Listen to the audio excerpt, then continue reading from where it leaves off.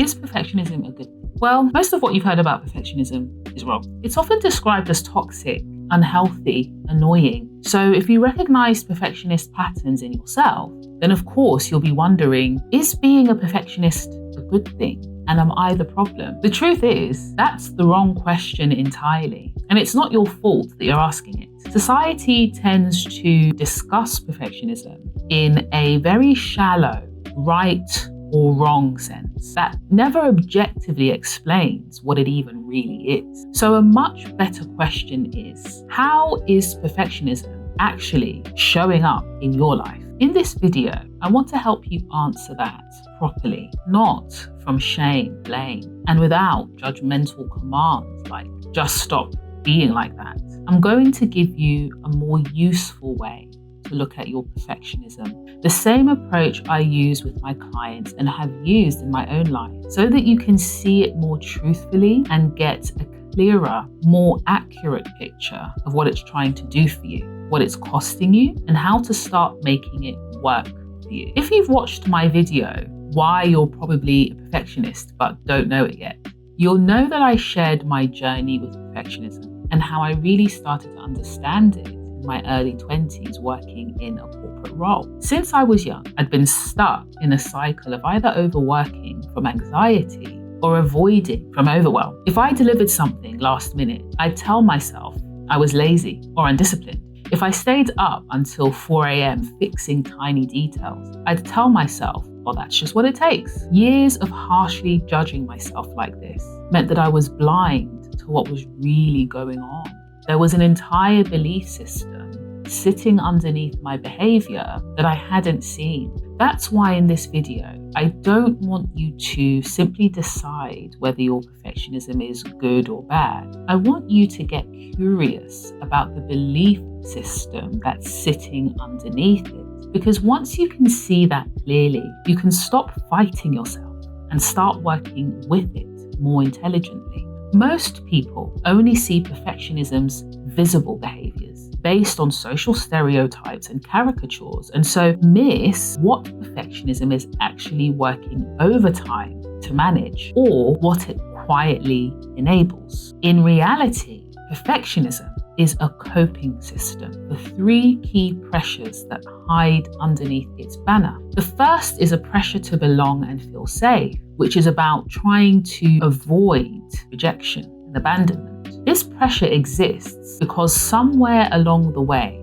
you learn that if you disappoint people, you'll be pushed away. Or if you're not impressive enough, useful, or good, you'll lose your place or face punishment. So perfectionism responds with, let's never give anyone a reason to push you away. The second is the pressure to survive and to succeed, often financially or professionally. And this is about trying to avoid suffering or being pushed out of society. With this one, you might have grown up hearing things like, you have to work twice as hard, or if you don't achieve, you won't be okay. So perfectionism says, if we're exceptional, we'll be able to survive. If we outperform and keep achieving, we'll be secure. The third key pressure is pleasing others and avoiding judgment. Here, you're trying to avoid failure, criticism, or being seen as the problem. Messages you might have internalized include, don't make mistakes, don't cause trouble, or don't be too much.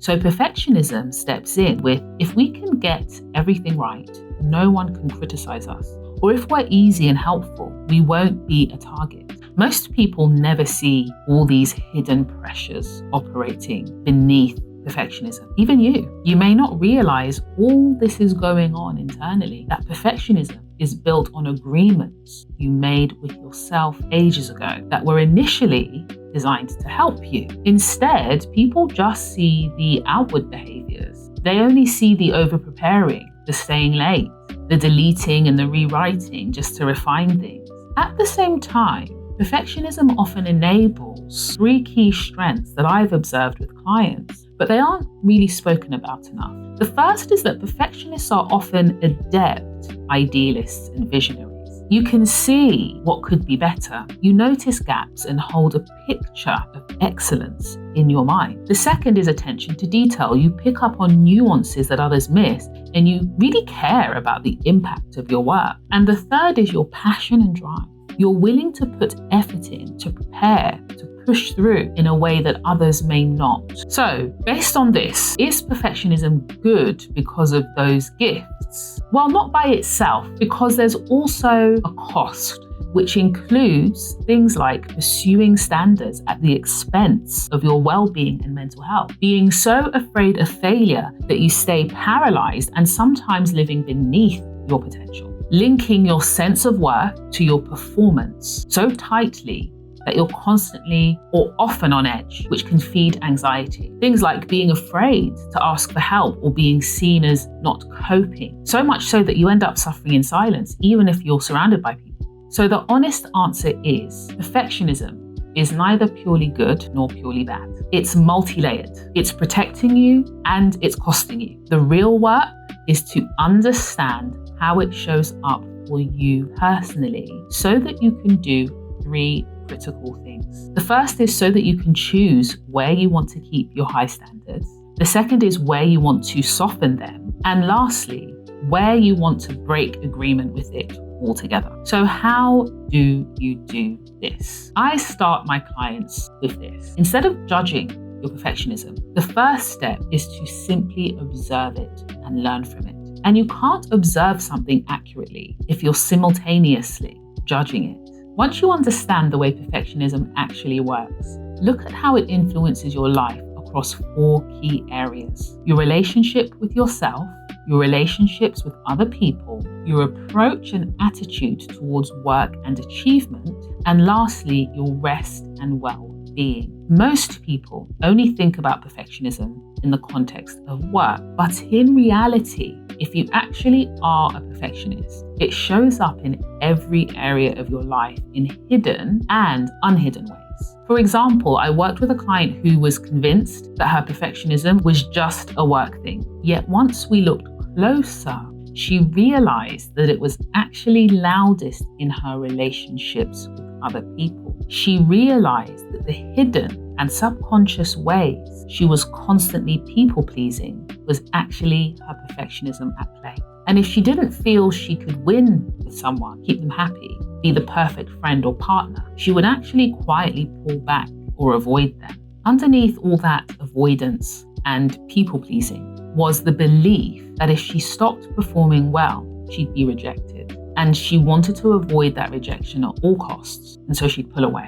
So I want to ask you to observe how perfectionism shows up across these areas of your life. How do you talk to yourself when you're afraid that you won't be able to meet the standard, or if in fact you don't meet it? With other people, do you perform, overgive, or do you go quiet and retreat if you can't meet expectations? And at work, for instance, do you overdeliver? Do you overthink, procrastinate, or even avoid opportunities? And with your well-being, do you only rest when you've earned it? And when you notice perfectionism in one of those areas, see if you can pause the judgment and just get curious instead. Out of those 4 areas, which of the areas I mentioned do you suspect perfectionism is loudest for you right now? Is it in your relationship with yourself, with others, work, or rest and well-being? Let me know in the comments because I'd love to know. And if you'd like help with this reflection, I've created a short assessment called the Perfectionist Reality Check. It takes you through questions about all these areas, and it helps you see where perfectionism is affecting your life negatively or positively. I'll leave the link to that below. Once you've observed where it shows up, the next step is to name what you truly want, because perfectionism is usually trying to help you get something you genuinely care about. It just uses strategies that can be exhausting. For my client, she didn't actually want to keep oscillating between people-pleasing and avoiding. What she really wanted was belonging and safety in her relationships. She wanted to feel that she could make a mistake, drop the ball, and still be accepted. So take a moment right now, very quickly, to just write down one area where perfectionism shows up the most in your life. And underneath it, write what you actually truly desire there. Once you can see how perfectionism shows up for you and what you actually want, you're ready for the part most people skip. And that's to repurpose it. Rather than trying to erase your perfectionism, I like to ask 3 questions. These questions are, where does it propel you towards what you truly want? Where does perfectionism push you forward towards it? Where does it block you from what you truly want? And where does it punish you? You can literally draw 3 columns right now, or save this video to come back to this later. So draw 3 columns and work through one situation at a time. Propel, block, punish. For propel, you're learning about where it helps you. You're asking things like, where does my perfectionism genuinely help me get closer to what I care about? For my client, her people-pleasing actually had a beneficial element to it. She was incredibly attuned to her partner. She noticed small shifts in mood, she spotted when something felt off, and it was all because she cared deeply about the relationship. Those were strengths, actually. The strategy for the things that propel you is to just build and refine those parts. In her case, that meant keeping the empathy and attunement, but refining it, which meant pairing it with firm boundaries, self-compassion, and more honesty.